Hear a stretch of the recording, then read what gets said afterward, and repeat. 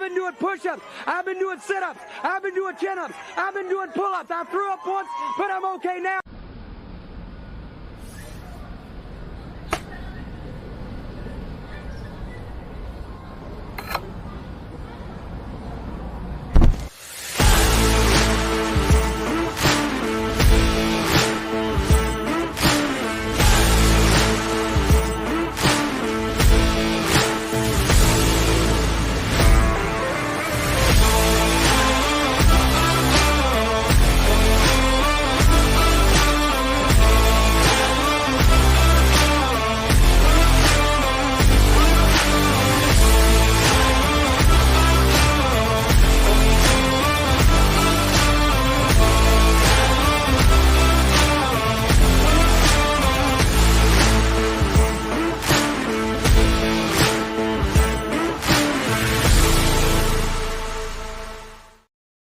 What's up, everybody, and welcome to a Ysn Power Hour for June 9th, 2022. DJ Yoakley on this side of the table, and then we rotate over to the quote-unquote new guy, the Rook here at Ysn, who technically in his fourth season here, wearing the Falcons uni. Look at you. Yep. All right, so I know that we got a disclaimer before we start the show that you want to make sure everybody knows why you're wearing the Falcons jersey. Go ahead. First off, in the booth at Ysn Park, I was gifted this shirt when I was up there announcing the game. So no bias to any team at Ysn Park. Lies. If anybody out there wants to give me their shirt or Truth. their hat, their jersey, whatever, I am glad to support it here on the show. So I'm not biased towards the Falcons. They gave me this shirt. Lies. It was free. So I thank everybody in their organization and Beamer, the one that gave me the shirt. So there's the bus. Beamer just saw the bus go right by. You just threw him right under. All right. So essentially what you're saying is we'll work for clothing. I will work for clothing, hats, shout outs, and all of that. Okay. I appreciate that. I think, and it's important, Richie, to get the honesty out there to let people know, listen, you scratch my back, we'll scratch yours a little bit. And I'm sure the Astro Falcons are loving having you wearing the Falcons unis. Free advertising for the Astro Falcons. You had a chance to call, some of their game last night. We're going to get to that in a little bit. But first, we do, as we do each and every day, it's on this day in sports history. Roll it.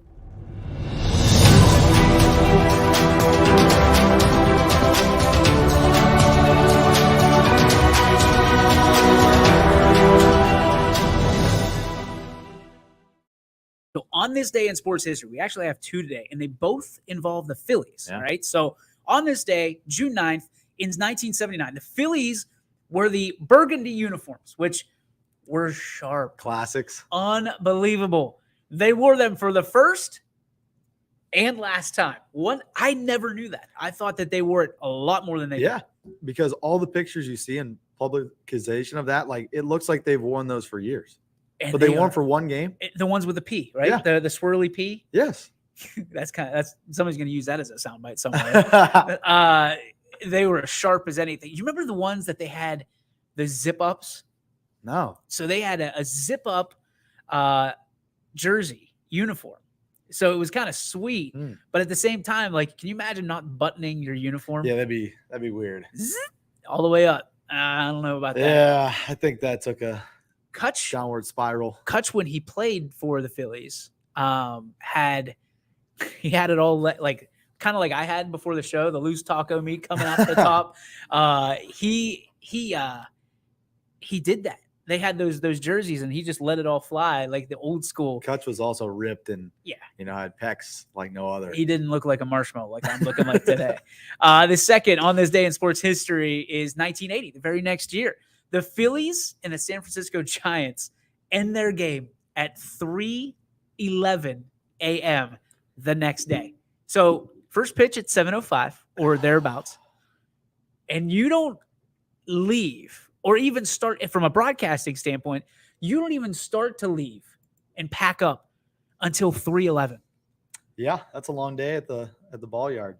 Now, I thought personally that I was going to have that same situation when we were in Dayton for the Horizon League tournament because it was horrible weather all day.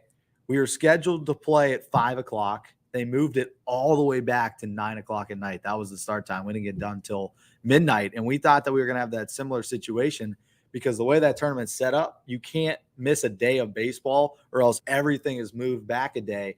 And they had their ESPN Plus broadcast scheduled to go Saturday. And the guy calling the games was calling the Indy 500 on Sunday.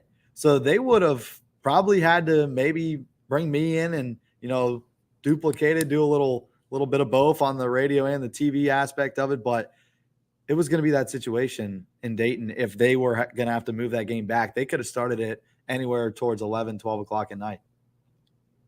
But for people that don't know you, you would have been fine with that. I mean, it would have been a story for you. Yeah, it would have been fun. And you're young and you can get through it. But as a geezer of a 37-year-old, I'd probably be like, sorry, guys, you're on your own. Now, there is a local story about that. At Bobstein Park, the one night they delayed the game, and it was a 2-hour rain delay, and it was an 8:30 scheduled start. They moved it back, and they didn't start till about 10:30, and the game took forever. I mean, one of the longest games. They ended at about 1 o'clock in the morning. I still have a picture of that, with the time and, the mixer in front of me, everything. I do have proof that it ended near 1 o'clock in the morning. So, and that was at Bobstein Park, I think 2 summers ago. I think that was the COVID year. It was the COVID year. Yeah. And then there was another one that happened. I believe it was last year when it was Ysn Cheney. That's right. And Paul Munson was the guy that was there. He actually volunteered for that game. And I thought, oh, cool. That's awesome. Getting both of those guys those teams some pub. And the text that we were getting in our group chat the entire night was like, I think the final was like 24-23 and it was suspended. They suspended it because of the lights. Oh, and that was at Eastwood. Yeah. And Paul was like, we got to get out of here because we got to go. We got to go. So it happens in baseball a lot, but 3:11. I mean, you think about that. That's 8 hours, an 8-hour game. I'm surprised they just didn't suspend that at that point. I mean, usually after 2 to 3 hours of rain, they just suspend it. I'd be interested to see how many actual innings that game. You know what I mean? Like, it had to be over 9. Well, you'd think, unless there's just, and like you said, if you get past 2 delays, that's it. Just you call it. Yeah. One thing, it doesn't look like we're going to have any delays tonight. No. You had some delays last night, which we're going to get to in a little bit. But first, we have to talk about, unbelievable that I'm going to say this, on June 9th. Football is happening tonight, Richie, and it's happening on YSN. The Jack Arvin Classic between from the Mahoning Valley Coaches Association, between the Mahoning County All-Stars and the Trumbull County All-Stars, which is a little bit misleading because there's some Columbiana County stock on here as well, which, as a matter of fact, Paul Cusick of Crestview is the one that's leading the charge for the Mahoning County All-Star team. So when you look at this is a game that hasn't happened for 2 years, but it is a game that there's a lot of great talent that flows through it each and every year.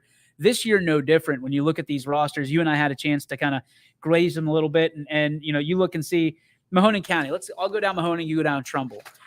So Mahoning, you're looking at Eddie Clancy from Columbiana, Anthony Hightower from Boardman, Kayvon Moore from Camel, J.R. Tellington from Cheney. We got Mario Wright from East, Devontae Miller from Mooney, Jermaine Martin from Cheney, from Camel. You're going to get Andre Wilder. Anthony Cusick, the quarterback from Crestview, is on the board. You also have Donovan Oliver from Fitch, Tyree Mitchell from Fitch, Gino Calabretti from Struthers, Marshall Yelkin from Springfield, Jack Yerke from Crestview, John Edmonds from Ursuline, Oliver Kovas from Canfield, three Western Reserve guys, and Noah Schaefer, Justin McLean, and Caleb Durig. From Jackson Milton, you've got Ethan Evans. You have Ben Pugh from Canfield, Ethan Palowitz from Ursuline, Michael Lally from South Range, Jake Newell from Springfield, Aaron Hively from Fitch, Cortland Love from Boardman. That's a big name. Hayden Dorian from Ursuline. You've got Nick Bowen from Canfield, Justin Mush from Western Reserve, Jake Gross from Jackson Milton, Braden Perrone from Poland, Zeke Warsencroft from Springfield. I think I nailed that one. You've got Benny Ortiz from Camel, Adam Wise from Western Reserve, and Payne Brereton from United.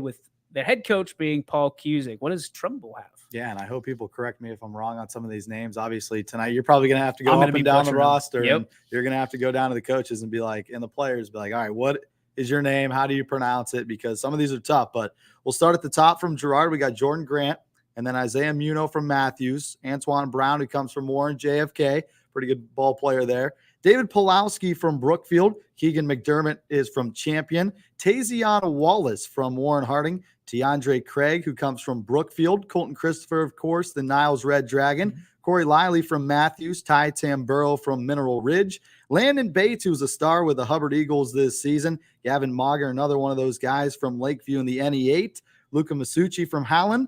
Mason Sabo from Champion. Mark Bunch from Mineral Ridge. Nick Rabchak from Newton Falls. Cody Hoover from Brookfield. Logan Hawk, that's a cool name, from McDonald. Ethan Snyder, another Howland Tiger on that roster. Damian LaRosa from Hubbard. Nathan Gilligan from McDonald. Donnie Cheffo from Hubbard. Alex Goodrick, another Hubbard Eagle. So that's the third Hubbard Eagle on the roster for Trumbull. Then you go down with Kincaid Tyson from Warren Harding. Maral Brown from Harding. Evan Davies from Lakeview. Lucas Beckstein from Brookfield. Nassim Lloyd from Girard. Camden Husk from Liberty. Cage Gibson, he is from Howland, so the third Howland Tiger on the roster. This is going to be your favorite name to announce tonight. Tremendous Watson from Liberty.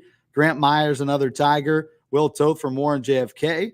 Dean DiCiancio from Girard, and Zayden Flanagan from LeBray. Their head coach is Colin Dotson. So two pretty solid rosters when you look at Mahoning and Trumbull, and a lot of teammates that are on this squad. You look at the Howland Tigers, they got 4 or 5 guys. Hubbard Eagles, along with Warren Harding, has 3 guys on the roster. So there's going to be a lot of familiarity with these teams. And one of the things that I've talked to some of the coaches and some of the organizers of these events, not only this one, but also the Penn Ohio game, is the trouble of getting these kids back into not only football shape, but football mentality, knowing that the majority of these seniors are either already at where they're going. They're already shipped out and preparing for the fall season, or getting permission to have these kids play, because if injuries happen, that's a whole nother ball of wax that you don't necessarily want to mess around with. So when you look at this, some of these guys, this might be the last football game they ever play from an organized standpoint. Some of these guys, it is the last one definitely that they'll play in high school, barring maybe some of them in the Penn Ohio game. But you look at these rosters, like you said, there's a lot of talent, kind of influx, but one thing that people never realize, or maybe they realize and they just don't talk about it, these guys have to get on the same page. And they've been practicing for a week or so, maybe a little bit over, but they've got to be running almost a seamless operation, because if you know Paul Cusick like I know Paul Cusick, he's going to have some twists and turns and that scheme. That's going to be very interesting. So I'm excited for it. On the call with me tonight is going to be Todd Thorne and wow. You ready? Does it get better? Andy Hake. Wow, what a trio that is up there in the booth. The true patriot, Hake himself, is going to be there. So we're excited for this. So we'll have this covered for you. If you got to get out to the game, you got to get out and support this. There's no Class B tonight because there's a PBR tournament at Scene Park. So get out to Hubbard High School, support these kids for one last hurrah for football. And man, if you've been waiting for football since December, it's your time. It's your time. You got a game this week. You've got a game in 2 weeks at Geneva for the Penn Ohio game. So get involved in this game. And if you can't make it for some reason, make sure you tune in to ysnlive.com. We'll have kickoff at 7:00 live from Hubbard. And of course, anytime I get to see Kevin Hogue, my buddy over at Hubbard, he's a good day. Awesome dude. I love Kevin Hogue. And, I was able to meet him over the spring season with their baseball season. Anthony and myself went out and we called a game there. And, he's just such a chill dude. Whatever you need, he's going to get it to you. So, we appreciate him, of course, here at YSN. But, going back to the game itself, when you look at these rosters and you talked about the playbook, it's probably going to be a little rusty in that first quarter. Like the Penn Ohio game, kids haven't played in a couple of months, so they're not used to that football style. A lot of these guys play baseball. I mean, you talked about it. Some of these kids on this roster played in that Trumbull and Mahoning baseball game at Eastwood Field yesterday. So they got to get back into that football shape, and it's a lot tougher than playing baseball because obviously you're running around like a wild animal for 4 quarters, and You're not sitting on the bench for half an inning. So, and these aren't huge rosters. Like No. usually you're looking, I mean, guys like from Gerard and from Ursuline and you look up and down this roster, you got big schools. You're used to 70 dudes on that sideline. There's not 70 just over dudes. 20, I'd say, on the roster That's for both wild. sides. So a lot of these guys are going to be going both ways, offense and defense. No two platoon here. So it's going to be exciting. It's going to be fun. And if you're looking forward to get that kind of taste of football, what the hell is happening outside right now? Looks like a FedEx truck is bringing in some packaging of some sort to the back door. I think they're trying to get it next door and try to deli. deliver some meat. So the prime rib is literally 10 feet away from us. Just go out there and be like, right here, Hey, right in here. bring it in. So we got the All-Star game tonight. Again, more baseball we have from the Field of Dreams and Boardman.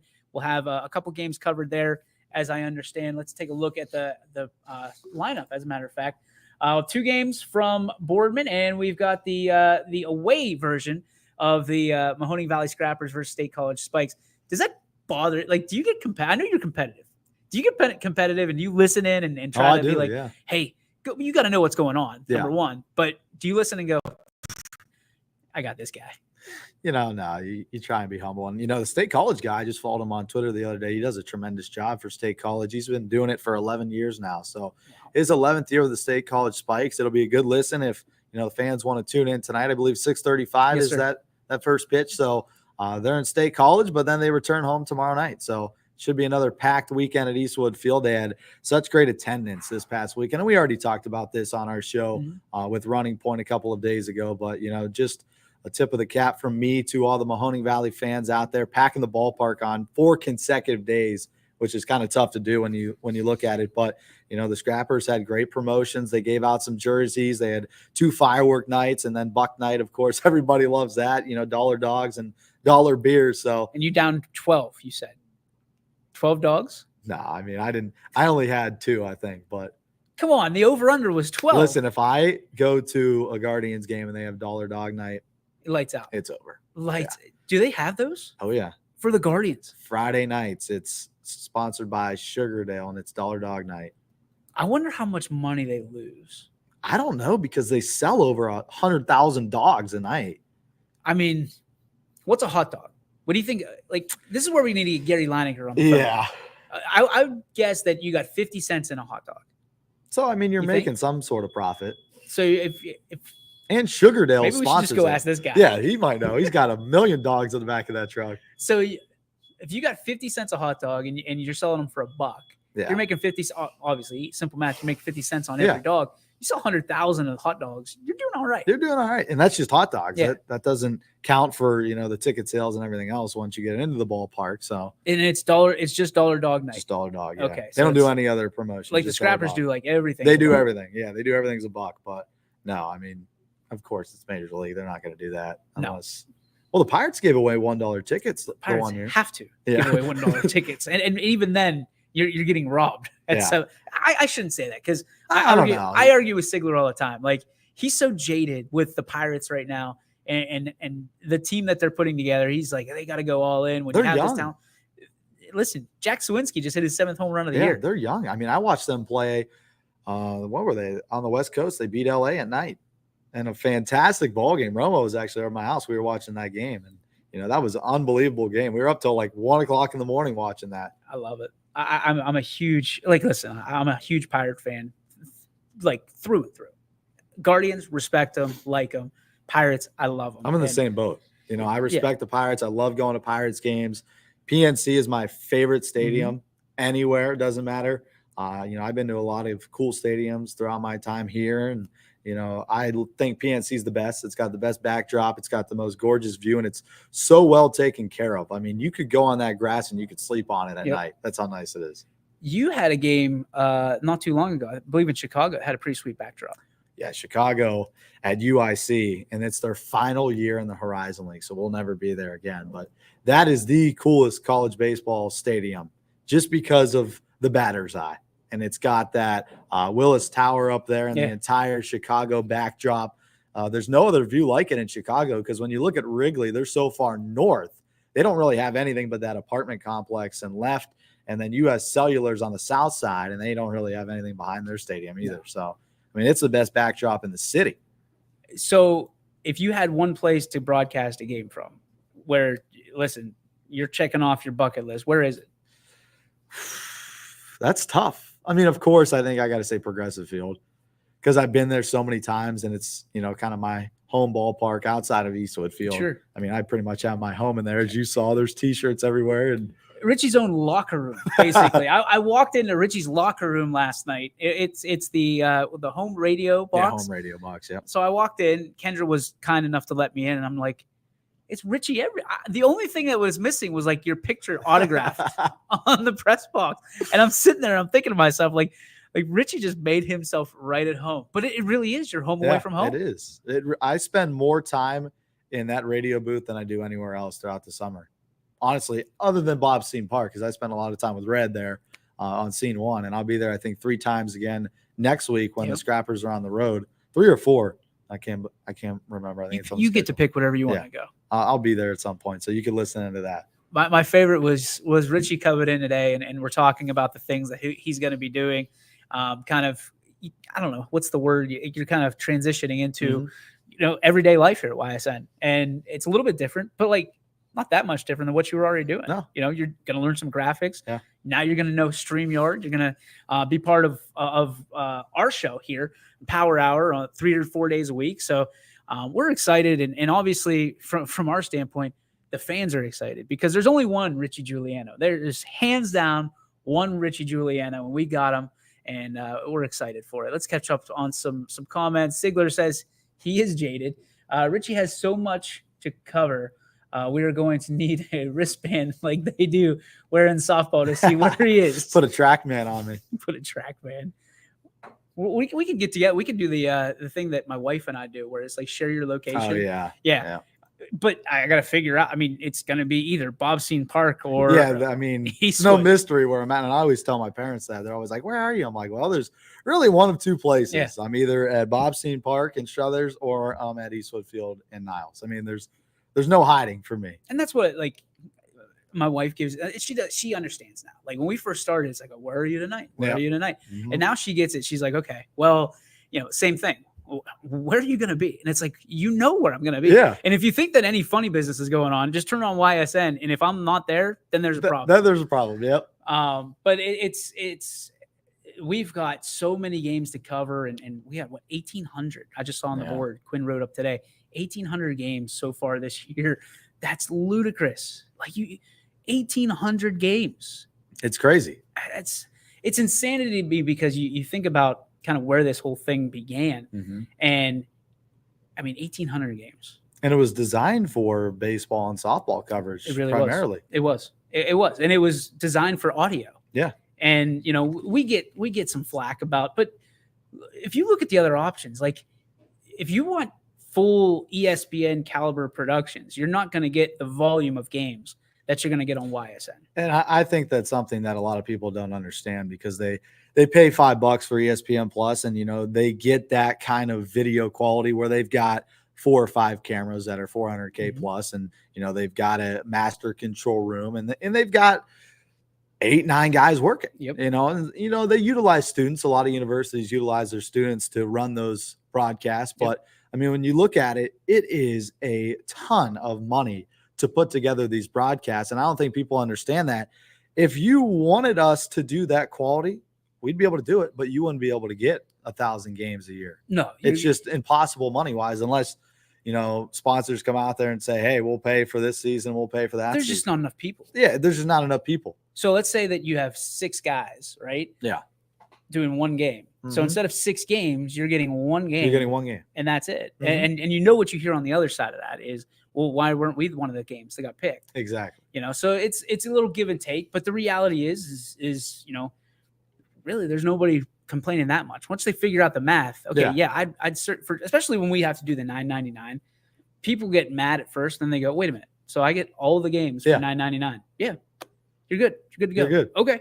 And I mean, 90% of the games are free. Yes. The only time you got to pay is when it's postseason. When we get charged. Yeah. And we ended up kind of upside down this time, and not trying to sit there and show numbers, but let's put our chips on the table here is, you know, there wasn't great numbers this year from that standpoint. And we were grateful for the support we had, but we had so many games that we did not come close to covering the number that we had to cover. I think we were in the hole about $4,000 by the time it was all said and done. And we still, I think, put up decent numbers for pay-per-view, just not enough. Yeah. And, it's tough because, back in 2020, a lot of the fans were handcuffed at home because they couldn't get out because of the capacity limits that schools were putting on and the state was putting on. So they were forced to put it on their laptop or, their iPhone and link it up to their TV.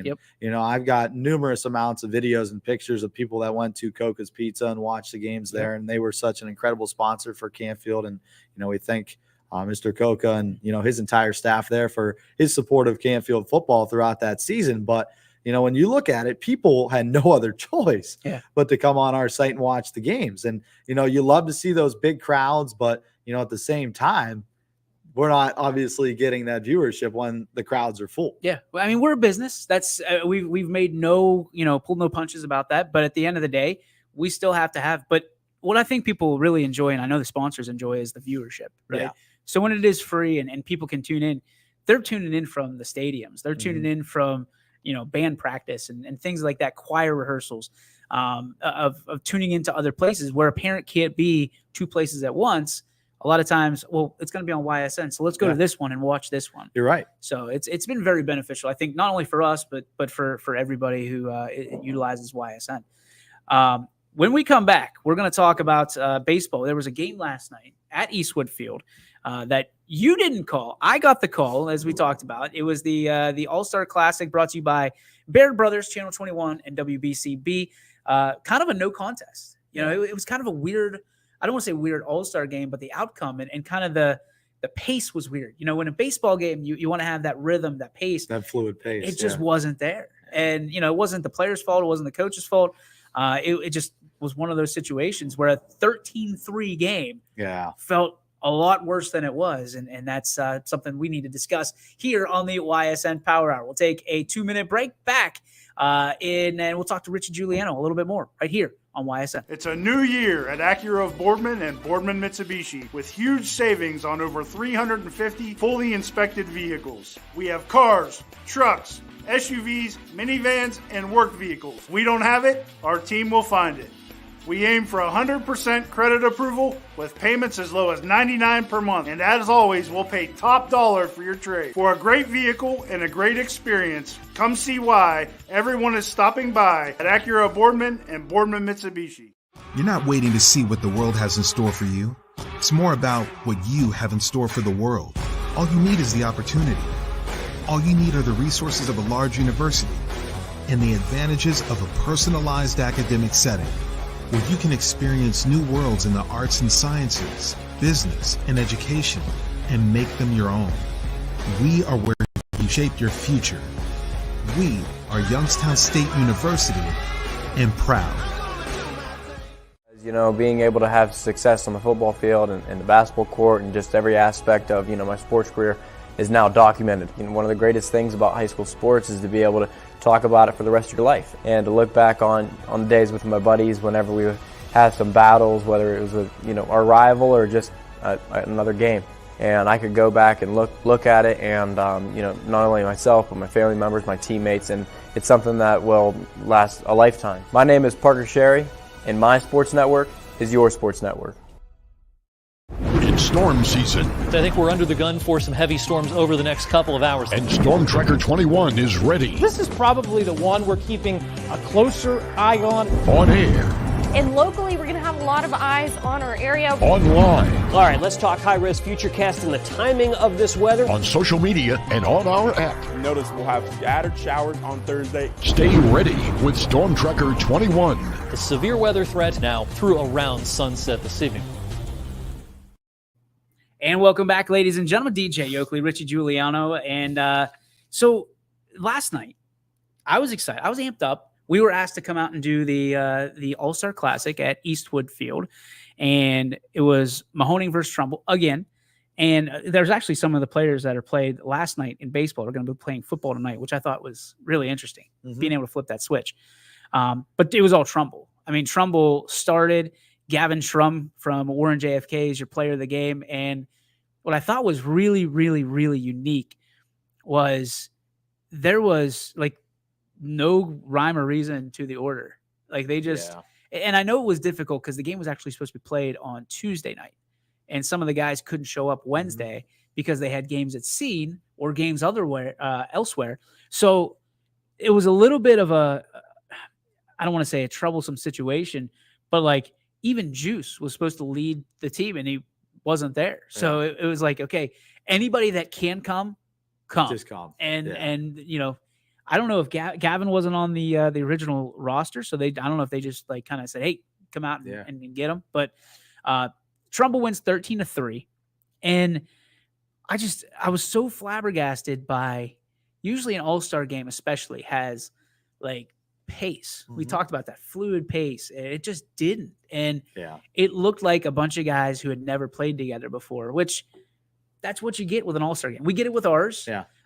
But there was no like, I don't know, like attaboy, like let's play. And, you know, there was a lot of mistakes, which you don't want in an all-star game because you want it to be an all-star game. Yeah. You know, you want everybody to make the right plays and routine stuff. But there was a lot of that stuff. Leads me to this question. Do you believe in the all-star game? And do you believe in all the all-star games? Like basketball was crazy. I've never seen anything like it before. If they had 5, they had 30. Yeah. You know, so what's your thoughts on all-star games in general? And, you know, can you get to too many all-star games? I think baseball is the best format for an all-star game because baseball, it's one-on-one pitcher against batter, and you got to compete. There's no choice, right? I mean, basketball, you know, obviously the scores are always high. You score 100 a game just because there's no defense played. And, you know, people want to show out. There's a lot of transitional dunks and, you know, slams and three-pointers and stuff like that. And I get it because, you know, it's an all-star game. You don't want to go out there and play, you know, 100% nose-on-nose defense. But, you know, for baseball, that's my favorite format.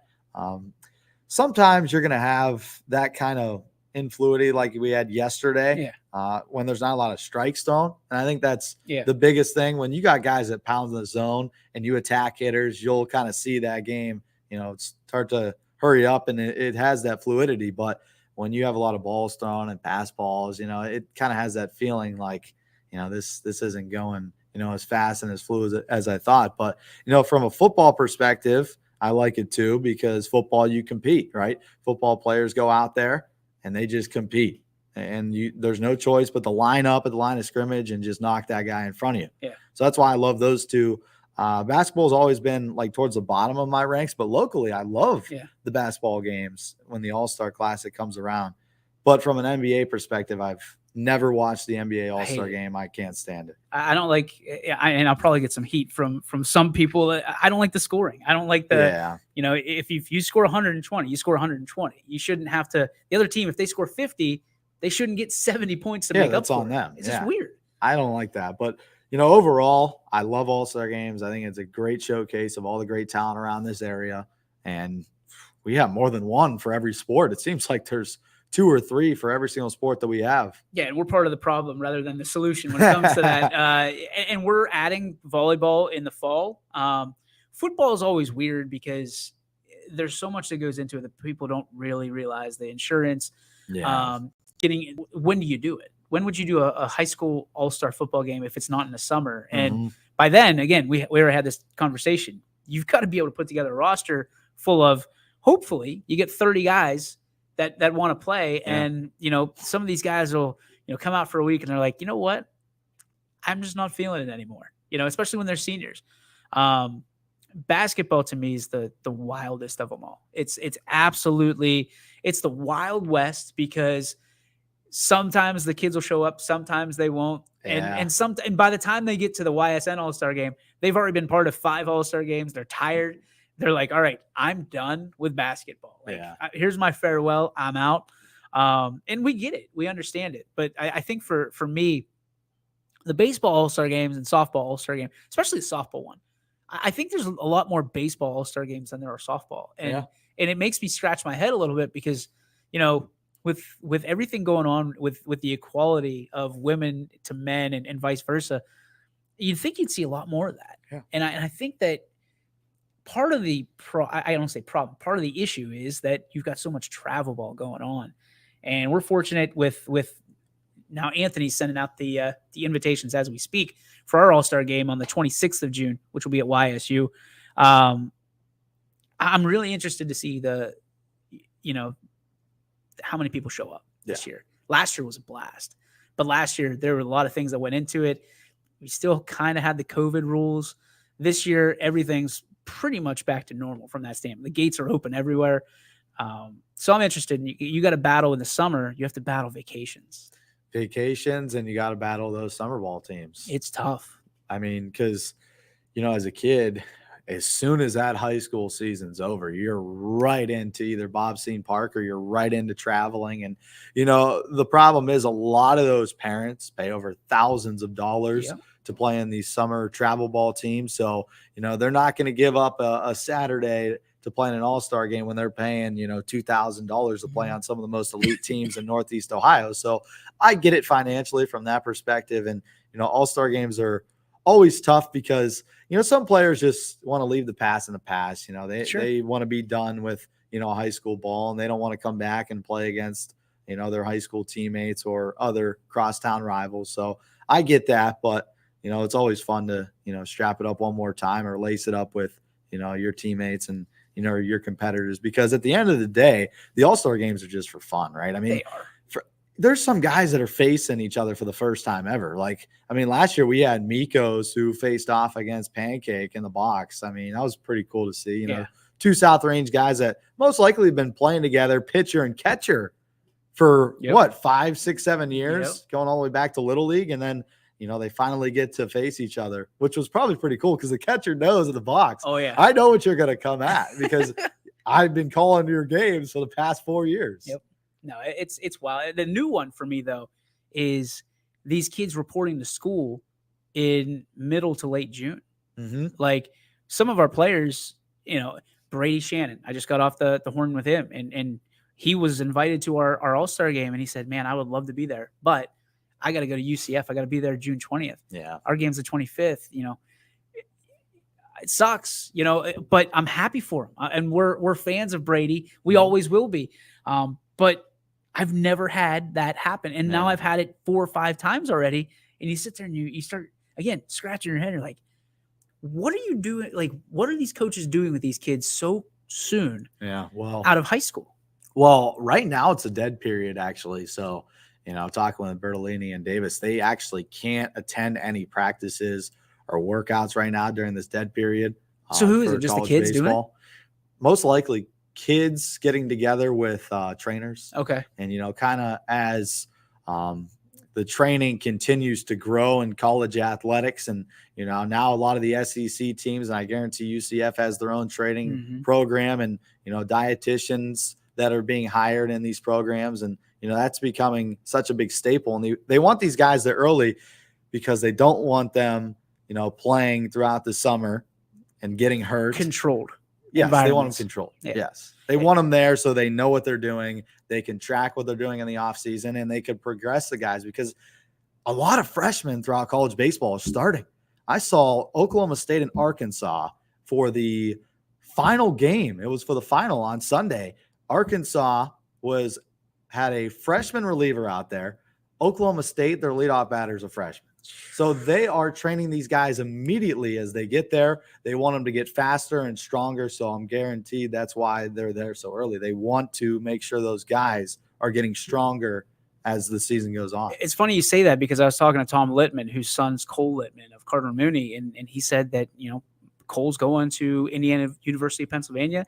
He's already going to be in the starting rotation. Yeah. And as a freshman, we talk about the 13 and 14-year-olds that play varsity in high school. As a freshman, especially in this era, the COVID era of college, you could be going up against a 25-year-old as a freshman. Like that, there's an intimidation in me, and I'm not doing it. So I can only imagine what they do. But these guys are fearless.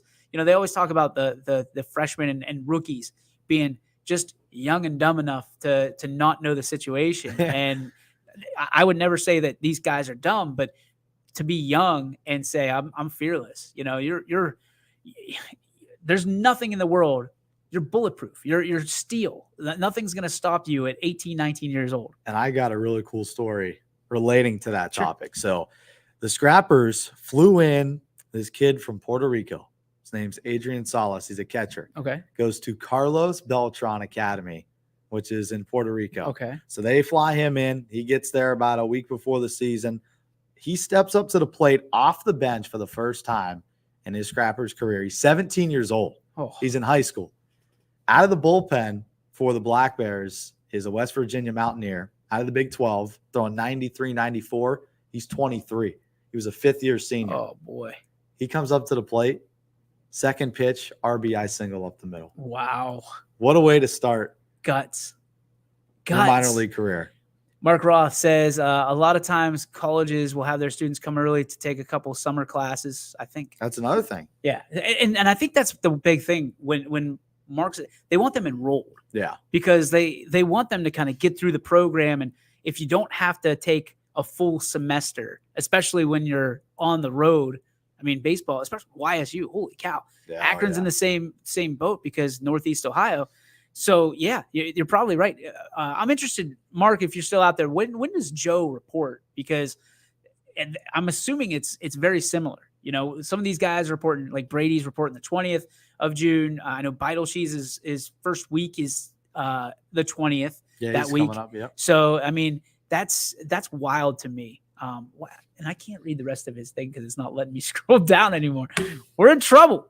We're in trouble here. Mark would know best. I'll tell you that, you know, with Joe going to Akron and, you know, he's got a bright future ahead of him. And, you know, he's already playing with the Astro Falcons. So he's going to be a thing dipping. or two about, right? Yeah. Got to see him catch and pitch a couple of times. I laughed so hard. Mark and I were going back and forth during the game via text message. And I laughed so hard because Trumbull had the swag, right? They got 13 runs. They were only giving up 3. They had the swag. And then Joe, who started the game at first, gets up in like the 7th inning or so and goes out, or 6th inning, and he goes out to the bullpen. And I was like, uh-oh. Joe comes in, and all of a sudden, like it was like all the fun was over. The killjoy was on the mound, and he meant business, like super serious Joe Roth. And if you don't know Joe, he is the nicest young man, would do anything for anybody. Like anybody who ever like wants a son in their life wants Joe Roth, and anybody that has a daughter wants Joe Roth to date your daughter because he would never do anything wrong to. But once Joe crosses those lines, stay out of his way. Like all business, tough as a $2 steak. And my guy gets up and it just blowing fastballs past him. Because again, there's a point during a baseball game, especially in an exhibition, where you take your foot off the gas and it's hard to push it back down. Yeah. Joe fit right in there, and I was like, oh boy, Mean Joe coming in. And he hammered it down. Mark says that Joe reports in August they will do fall baseball. Yep. Fall baseball. They'll probably play each other. Akron will probably play each other. They'll probably play a couple of smaller schools. I was going to say, YSU played Pitt. YSU plays Pitt. They play Mercyhurst. Which there's connections there. Yeah. Yeah. Obviously with Dan and Jake Marinelli, who was the head coach over there for a couple of years. So, I mean, they'll probably play a couple of teams around there. And, you know, fall baseball is always fun because you get to learn your roster and you get to learn the freshmen that are coming in. That's the most important time to get those guys acclimated to, you know, their type of environment and, you know, the team in general. I remember when Lane Rhodes got his first kind of initiation into it in the fall and was so excited for him. And that's when you know he's legit. You know, he's a guy that's going to get some looks. See, that's a troublesome part about an all-star game. A lot of these coaches don't see these guys. They don't really know who is who. You know, that's the problem. And I was talking with Homer Bush about this for the Scrappers. You know, he comes in to that Scrappers Fest, and I'm like, hey, Skip, you want to call your guys up to the stage, you know, introduce who they are? I don't know. He's like, I don't know, man. Never met like, they can introduce themselves. So they individually walked up. I remember that. You told me that story. I was cracking up. Yeah. So let's put that back up real quick. So his coach didn't know he pitched or caught. I don't have a problem with the coach, and I don't have a problem with the situation. I do have a problem with that excuse. If there were only a network that followed Austintown Fitch every single game and promoted Joe for the last 4 years, you should know by now. You gotta know, man. Catches. And he does both. You gotta know. And like, they put him out there at first base, and I'm thinking to myself, I know Joe's played first base, but why is he playing first base? You know, when you've got Trumbull didn't have a catcher, really. Nick Church ended up catching from Trumbull. I don't think it was listed on his positions. Like, I think he's an infielder and a pitcher. And then my biggest thing is they had a young man from Cheney who supposedly never caught before. He's a first baseman. That's who's catching. That's who opened the game for Trumbull. And I'm sitting there as a former catcher. I know, DJ talking about catching again. Dude, it's not easy. And especially if you're walking into an all-star game, you've never caught anybody in your life. Yeah. You want somebody that's been there a time or two and that has really caught some good guys. At least as an emergency catcher. Yeah. And that's the story I got. And I felt bad for the young man who had to do it. But and I hope I'm not breaking any confidentiality here, Mark, but the first thing Mark said back was, why don't they put Joe back there? Yeah. You know? And it's just one of those things, like in an all-star game, again, really good all-star game. I don't want to take away from it. But for me, it's the way we do it, and we have to do it a little bit different, is we're going to draft 6 catchers, 3 for each team, and we're going to draft 18 pitchers, 9 for each team, and everybody's going to get an inning. And that's what I love about our all-star game. And I don't want to pat ourselves on the back here for 25 minutes, but, we do it a certain way to where we know who's going to be a catcher, who's going to play second base, who's going to play first. It's organized. You're not just throwing a lineup up there and say, all right, guys, go have fun and go play. Like, it's organized baseball. These guys are playing in positions that they're comfortable in and that they played in their entire lives. Basketball, we can get away with. Basketball, you could throw 5 people out there and be like, all right, go have fun. Because we had the Amazons versus the point guards, basically, in our all-star game just a few months ago. But in baseball, if you're doing that, and this is where I get not critical, but I get really leery. If you're putting kids in positions they've never played before and you're setting them up for failure, you also could be setting them up for injury. Yeah. And I don't want to say anything poorly about the coaches because it wasn't their fault. But the biggest thing that they're focused on their team all year. From our standpoint at YSN, we should know these guys, because we're doing, we've done every single team on that games. list. Yeah. So, I'll take the blame and take the heat, but some of these kids we're already getting, and I'm not going to sit here and just pout, but we're getting, hey, why isn't my kid an all-star? Well, sometimes there's kids that are deserving for one reason or for another. The coaches have really nothing to do with it. And I've received a couple of messages from coaches. They're like, why didn't you not come to us first? I promise you don't want these problems. No. You don't want these problems. We're gonna take the heat for it. We'll lay on the sword when it comes to picking this kid over this kid. While it sucks that we can't take them all, there's only 9 innings in a game. We're gonna have 60 some kids. 30 in a dugout, and then I've got to have the Louisville coach. Brian Warner is gonna have to make sure that everybody gets time, and we're gonna give them an outline. Like, okay, make sure that these kids get in. You can pitch them in any order you want, but make sure they throw. Make sure they throw. Make sure they're well prepared. Yeah. The inning before, get out to the bullpen, stuff like that. We'll have a bullpen catcher. The kid that isn't in will be catching the bullpen. One of those things. So it wasn't that it was poorly prepared. I think that it would have been better Tuesday, but Mother Nature didn't help at all. And the Scrappers did a phenomenal job. Jordan did a great job. Kendra did a phenomenal job of making sure everything got off without a hitch.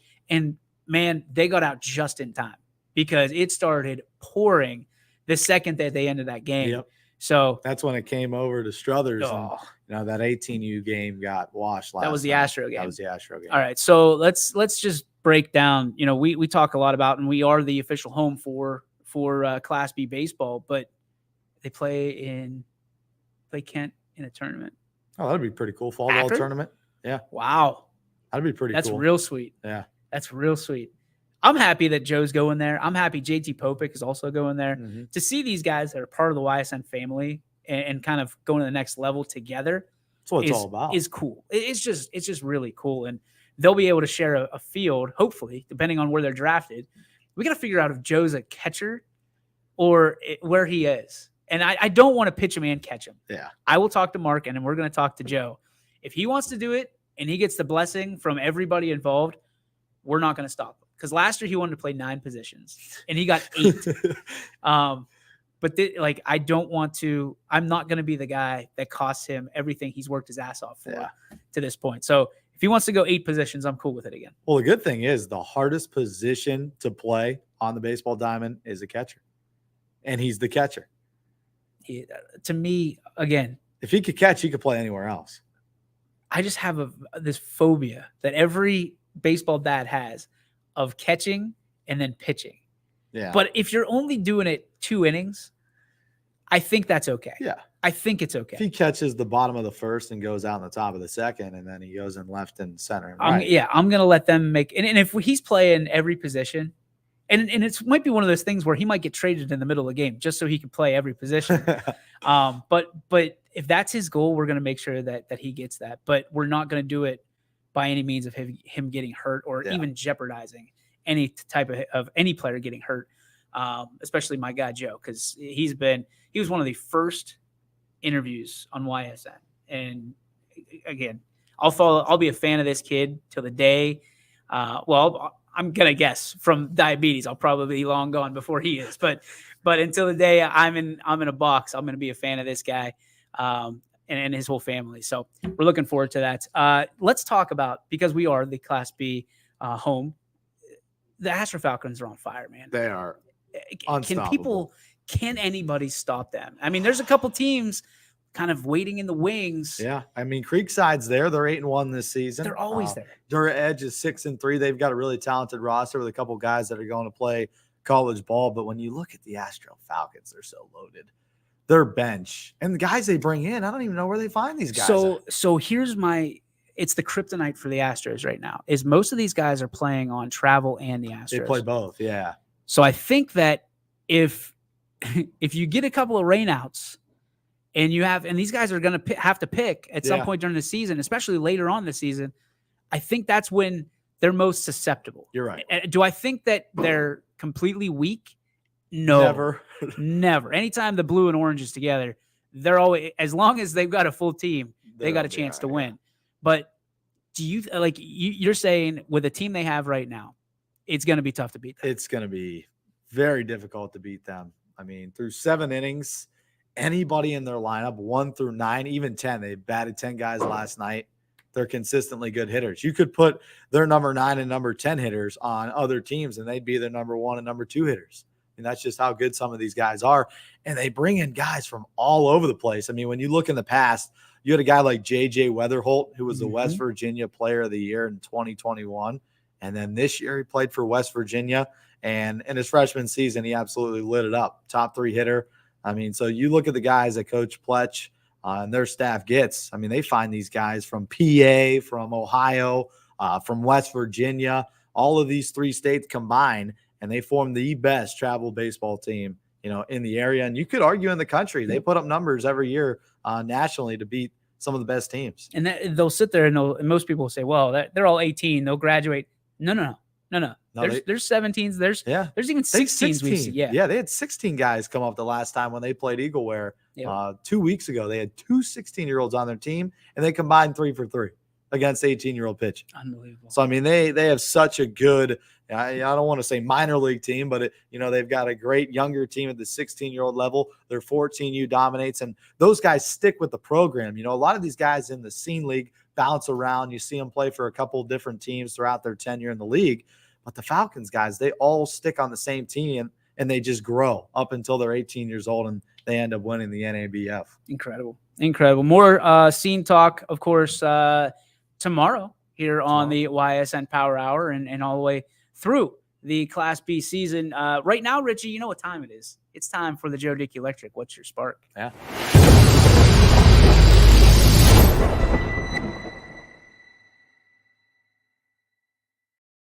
It's the Joe Dickey Electric. What's your spark? Presented by our great friends over in North Lima. Visit them on their campus in beautiful North Lima, or you can just go on the web at dickieelectric.com and check it out there. Anything commercial, residential, anything electrical, you need to go to the best. That's why you go to Joe Dickey Electric. All right, for my spark today, Rich, it's going to have to be the people.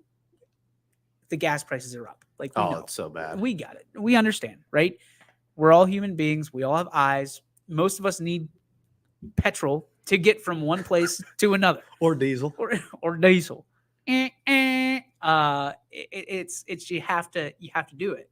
Most of us don't have the luxury of an electric car right now, and we don't need to see it on Facebook.